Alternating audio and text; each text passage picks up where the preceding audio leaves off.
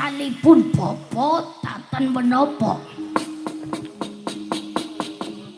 Menawi boten lepat dinten Selasa legi padha. Selasa niku 3. Legi niku 5. Nah, ketemu ger, ketemu.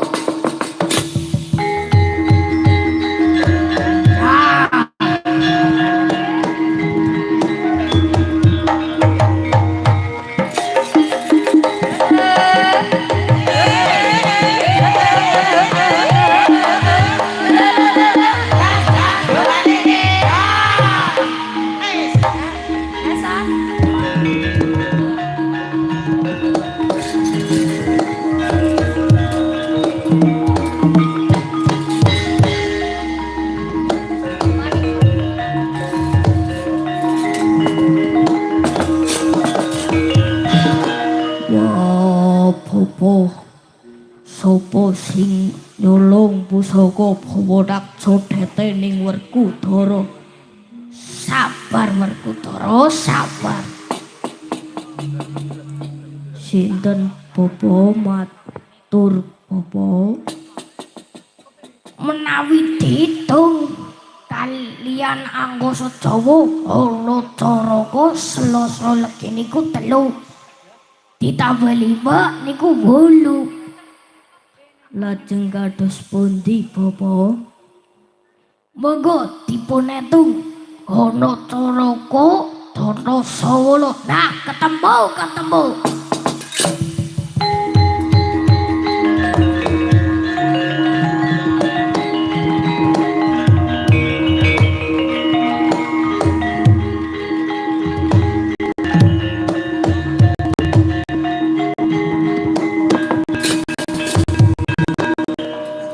Janjane sapa Bapa? Semar sing nyolong niku Semar. Nah, Semar sing nyolong. Semar. Oke.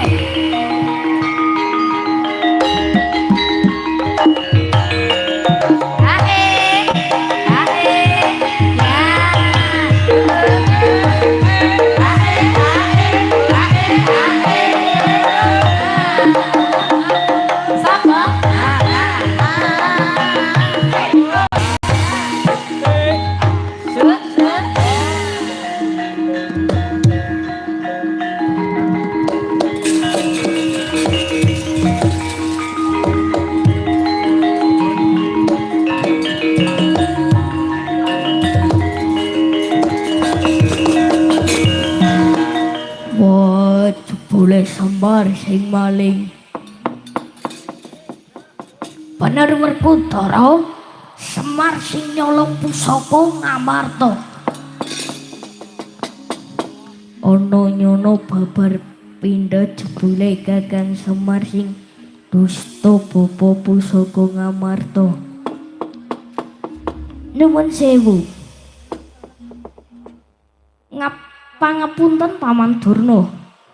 Ngangge dasar menapa panjenengan nuding Kakang Semar ingkang dusta pusaka Ngamarta? Kira-kira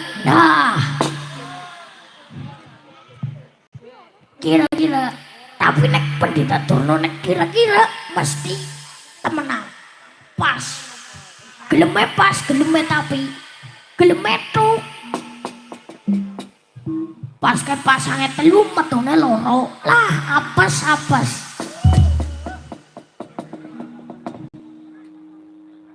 najan kula namung kira-kira ning pas awit ari palenggahan samangke kabar ingkang kula pireng Semar niku badhe bangun kayangan cobi dipenggali ragat saking pundi menawi boten dusta pusaka arep dandan omah gendeng bocor ya ora duwe duit kok arep gawe kayangan duit kang di cobi cetha Semar ingkang dusta pusaka Ngamarta